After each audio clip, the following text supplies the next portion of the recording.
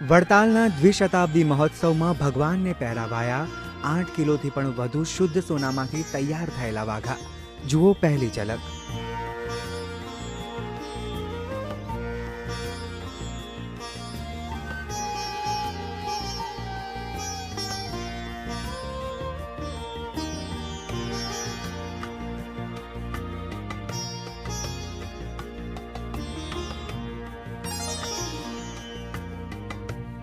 આજે વિક્રમ સંવત 2081ની કારતક સુદ બારસના રોજ શ્રી લક્ષ્મીનારાયણ દેવની પ્રતિષ્ઠાના 200 વર્ષ પૂર્ણ થયા અને 201મા વર્ષનો પ્રારંભ થયો છે.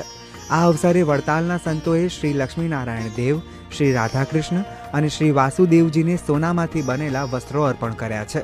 મંદિરના સંતોએ લગભગ 18 મહિના પહેલા આ વાઘા બનાવવાનો નિર્ણય લીધો હતો. વડીલ સંતોએ આ વાઘાની ડિઝાઇન ફાઇનલ કરી હતી.